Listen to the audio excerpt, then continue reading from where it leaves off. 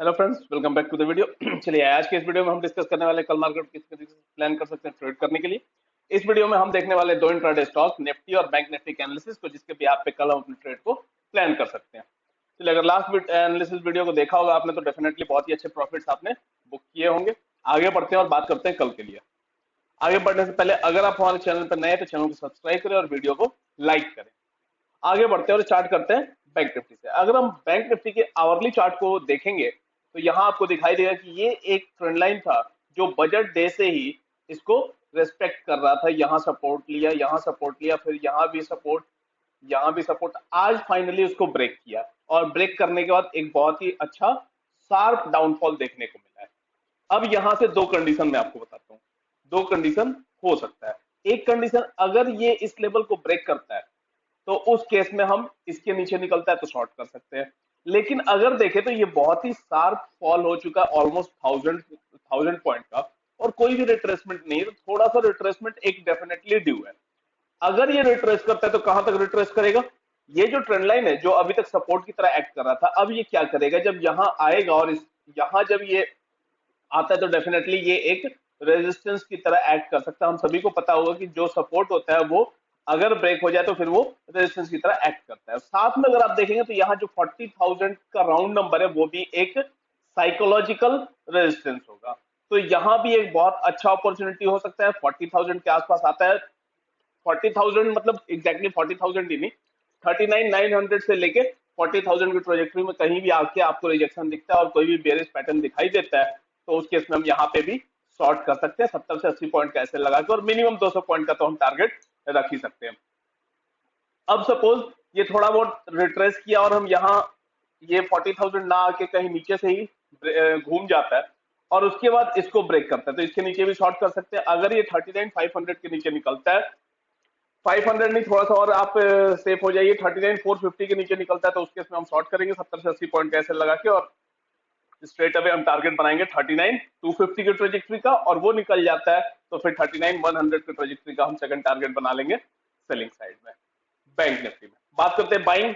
Buying के लिए दो कंडीशन, या तो पहले मार्केट यहां आके प्रूव करे और इसके ऊपर निकले तो हम बाइंग प्लान करेंगे, जो कि थोड़ा सा इस सिचुएशन में मुश्किल दिख रहा है। अदरवाइज मैं छोटे टाइम फ्रेम पे आ जाता हूँ। थोड़ा सा टाइम फ्रेम जो है वो बड़ा है, छोटे टाइम फ्रेम पे आ जाते हैं। अब अगर छोटे टाइम फ्रेम पे सपोज यहाँ कुछ आपको डबल बॉटम वगैरह कुछ दिखता है तो आप मैक्सिमम ये वाले टारगेट तक के लिए बाइंग अगर करना चाहे तो कर सकते हैं। बट डाउन ट्रेंड में है तो हम शॉर्ट करने के लिए ही अगर रेडी रहे तो ज्यादा बेटर होगा। बाकी मैन टू मैन डिफर करता है, आप दोनों मूव कैप्चर करना चाहते हैं तो वो आपकी मर्जी है। चलिए, तो बैंक निफ्टी को कल इस तरीके से आप प्लान कर सकते हैं ट्रेड करने के लिए। अब बात करते हैं निफ्टी की। निफ्टी के लिए बाइंग लेवल की अगर हम बात करें तो बाइंग लेवल बहुत ही ज्यादा ऊपर होगी। वहां आते आते मार्केट को मेरे ख्याल से एक दो दिन का टाइम लग जाएगा अगर बाइंग में भी आना है तो। कल तो पॉसिबल नहीं है, बट स्टिल अगर कोई ऐसा होता है सच तो आप देख सकते हैं। बात करते हैं सेलिंग के लिए। आज क्या हुआ है, ये वाला जो लेवल था ये ब्रेक हुआ और वहां से शार्प सेलिंग आई है। तो अब अगर यहाँ से रिकवरी आती है तो ये वाला जो सपोर्ट है ये एज अ रेजिस्टेंस एक्ट कर सकता है, और यहाँ से रेजिस्टेंस फेस करे तो हम यहाँ पे शॉर्ट कर सकते हैं 25 से 30 पॉइंट का एसएल देके, और मिनिमम हम यहाँ पे 80 से 90 पॉइंट का टारगेट तो बना सकते हैं बहुत इजीली। अदरवाइज दूसरा केस, अगर ये इसके नीचे निकलता है और इसके नीचे सस्टेन कर जाता है तो फिर ये समझ लीजिएगा इसके नीचे सीधा 16,960 का जो सपोर्ट है वही अवेलेबल। दैट मींस कि आप राउंड नंबर कह सकते हो 17,000 का सपोर्ट अवेलेबल है।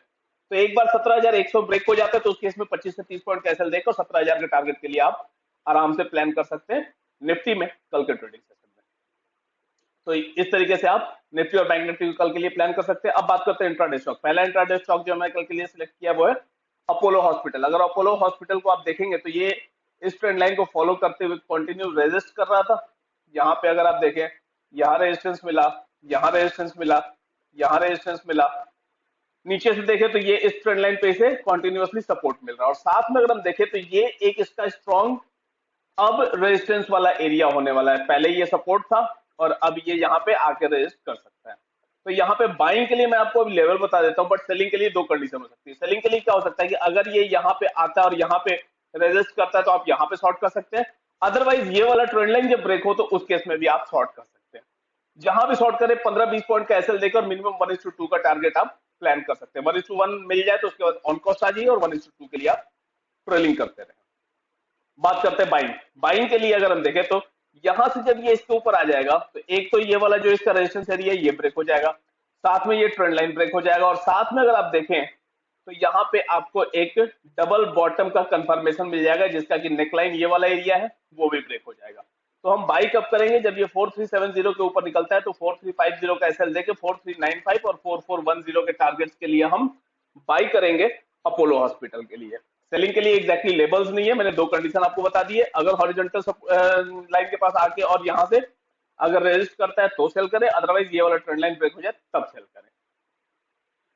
चलिए दूसरा इंट्राडे स्टॉक कल के लिए जो मैंने सिलेक्ट किया वो है एलटीटीएस। अगर एलटीटीएस को देखेंगे आप तो ये इसका एक स्ट्रॉन्ग सपोर्ट एरिया है और ये इसका स्ट्रॉन्ग रेजिस्टेंस एरिया है। अगर ये कल किसी भी कंडीशन में ये इसके ऊपर आके और सस्टेन कर जाए और इसके ऊपर ट्रेड करना शुरू कर दे तो उस केस में हम बाई कर सकते हैं। हम बाई कब करेंगे? 3658 के ऊपर निकलता है तो बाई करेंगे। 3646 के एसएल के साथ 3670, 3684 और 3700 के टारगेट्स के लिए हम प्लान कर सकते हैं कल एलटीटीएस में। ये तो हो गई बाइंग के लिए। सेलिंग के लिए, सेलिंग के लिए फिर से यहाँ पे दो कंडीशन है। ये सिंस ये स्ट्रॉन्ग रेजिस्टेंस एरिया है तो यहाँ आके अगर रेजिस्ट करता है तो यहाँ पे आप शॉर्ट करने का सोच सकते हैं 15 से 20 पॉइंट का एसएल देके, और इजिली आप ये और ये दो टारगेट्स को प्लान कर सकते हैं। सपोज यहां नहीं कर पाते हैं तो दूसरा कंडीशन बनता है कि ये जो स्ट्रॉन्ग सपोर्ट बना हुआ है ये जब ब्रेक हो जाए तो उसके नीचे निकलता है तो उस केस में शॉर्ट करें 15 पॉइंट का एसएल देकर और 1:2 का आप मिनिमम टारगेट प्लान करेंगे अगर इसके नीचे ट्रैवल करना शुरू कर देता है तो बाइंग के लिए एग्जैक्टली लेवल हमने डिस्कस किए, बट सेलिंग के लिए दो कंडीशन है, अकॉर्डिंग टू कंडीशन हम लाइव मार्केट में बिहेव करेंगे। चलिए तो आज की इस वीडियो में इतना ही। अगर आप हमारे चैनल पर नए हैं तो चैनल को सब्सक्राइब करें, वीडियो को लाइक करें, कोई भी क्वेरी होती है कमेंट बॉक्स में ड्रॉप करें, हम उसे डेफिनेटली सॉल्व करेंगे। Okay, thank you.